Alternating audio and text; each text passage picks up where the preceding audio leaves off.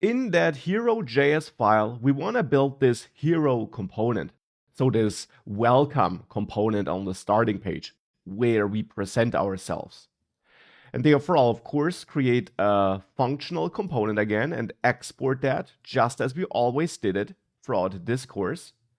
And now in this hero component, I want to return a section, so the standard section element.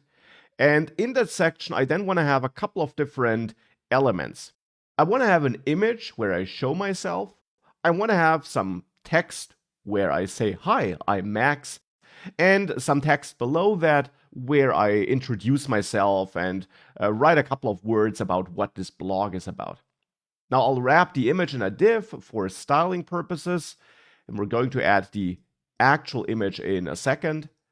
Below that div, I then want to have a h1 tag where I say, hi, I'm Max, and of course, plug in your name here. And then below that, a paragraph where I say something like, I blog about web development, especially front-end frameworks like Angular or React, something like this. Of course, feel free to fine-tune this with your own texts and later also with your own image. Now we need some styling here, and for that we added this hero module CSS file, and therefore to apply it we should import our classes from that file.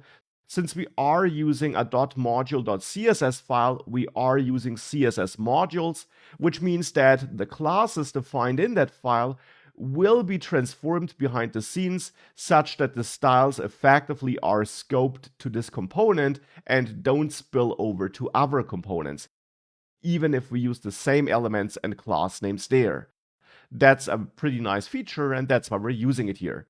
We have used it throughout this course already, though. Now, which classes should be applied? Well, on this section, you'd want to add a class of hero, which is simply one of the classes defined in the CSS file. On that image div, I'll add a class of image. And I don't have any classes on the h1 and paragraph elements because these will be styled with nested selectors inside of that CSS file. Okay, so now we got this. Now for the image, I want to use the next image component so that we get this automatically optimized image, which is automatically reduced in size and where different images are then loaded for different devices possibly, and which is also lazy loaded. And therefore we can import the image component from next image, and of course import should start with a lowercase I, and then we can use this image component here inside of this image div. Now this image component needs a couple of attributes, a couple of props. It needs to know its source, so a path to the image that should be loaded, a path to the base image, which is then automatically optimized and transformed by next, a alt text, where I will simply say an image showing Max, because I will soon add an image that shows myself, and then a width and a height. And here you should kind of calculate and estimate which width and height you will need for your image. Now, regarding the image file, you find an example image attached, which you can use. But of course, you can also bring your own image. You don't have to use the one you find attached. Attached, you, however, find a Max PNG file, and you can drag and drop that into that public folder of your project. Though there, I will actually create a subfolder, images, and in there, I'll create another subfolder, site, and I'll then drag this Max PNG file into that site folder.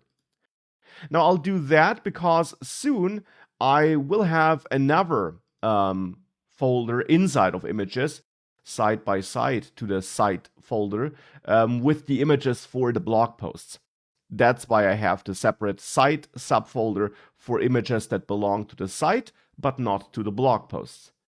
For the moment, of course, it's the only image we have, though, and now we want to point at it with our image component.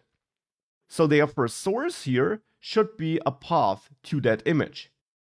Now you learned that the path you construct here is ignoring the fact that the image lives in the public folder, because content from the public folder is exposed on the root level of the running website in the end.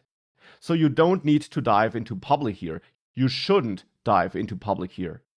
Instead, this path can start on your root level and then just directly dive into images, and then into site, and then in my case point at max.png, since that's the image file.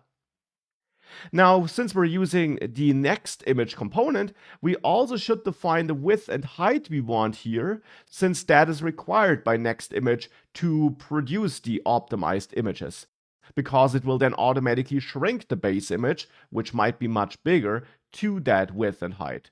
And it will also reduce the quality and much more. And here, a width and height of roughly 300 pixels should work.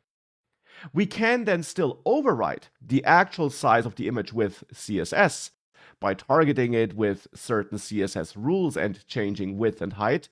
But of course, the width and height you use here should be close to the actual width and height you then render on the screen, since otherwise you just waste size. If you load a pretty big image here, and then you would use CSS code to render it with 100 pixels width and height, then you would just load a too big image, even though you don't need it. On the other hand, if you load a too small image and you then use CSS to render a large image, it would also be bad, because then you would lose quality. That's why you want to get close to the actual image you need. And the image component is pretty flexible, and in case your image can have different sizes depending on the screen size and so on, you can always dive into the next image article to learn about different ways of configuring the image. Specifically the layout prop, which also allows you to define an image which can scale up and down with the viewport, with the responsive layout.